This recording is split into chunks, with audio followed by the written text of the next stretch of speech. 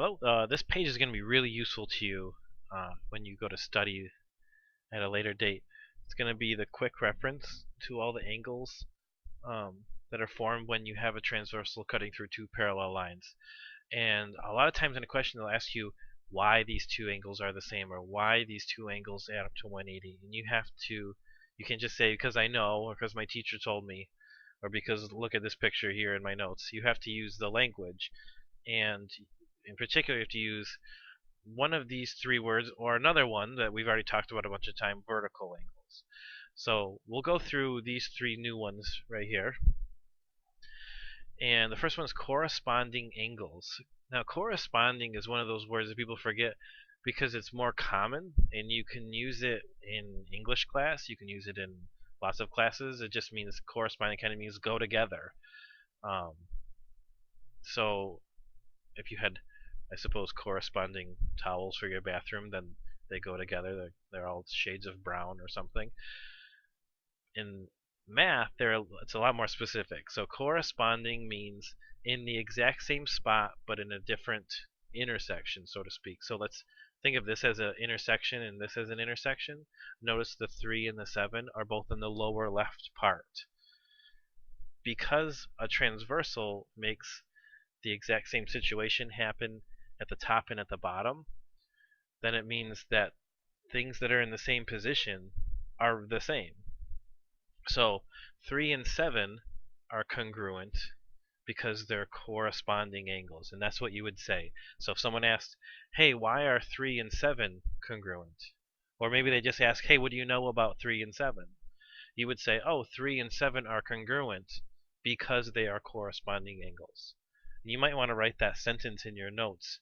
Pretend you're a robot for a second and just write what you would say if someone asked you that. There are actually many other pairs where this happens. The 3 and 7 are highlighted just to give you an example, and if we highlighted every single number, you wouldn't know which pairs are which. So we're going to write the other pairs here so you can try to guess along with me here. So if I wrote angle 1, what do you think goes with angle 1? Hopefully you said angle 5, because angle 5 is in the exact same position as angle 1 if you move your eyes down to the other intersection.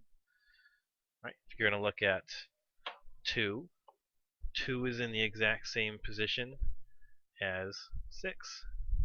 And we can keep going pretty quick here. We did 3 and 7, that's highlighted, so the other pair would be 4 and 8. So angle 4 corresponds to angle 8. And they're all congruent. In fact, every single definition here, corresponding alternate interior, alternate exterior, they all form congruent angles. Alright, let's look at the other one here, alternate interior. And this is a very helpful name, alternate interior. Alternate meaning, usually when you say alternates, like every other one or opposites, and then interior would be the inside. So interior angles are these guys, inside, between the parallel lines. So if you think of it like a sandwich with a toothpick through it, the interior angles are like what's in your sandwich. The exterior angles are what's on the outside of your sandwich. I don't know if put much on the outside of your sandwich. It'd be kind of weird. So we're going to look at interior angles, and notice 4 and 5, they sort of make that the inside of a, it's not really a Z, is it? A pointy S. But that's one example of alternate interior. There's only one other example, and you can probably figure it out. That would be 3 and 6.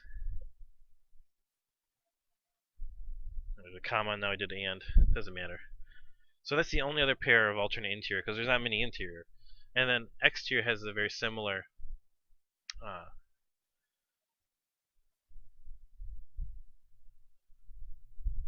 Alright, so angle 1 and angle 8 are alternate exterior angles.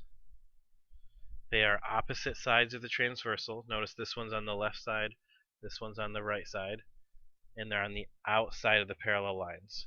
So that's the exterior. The other pair would be angle 2 and angle 7. Alright? Let's see what the next page is, instead of stopping the video now. So here we go.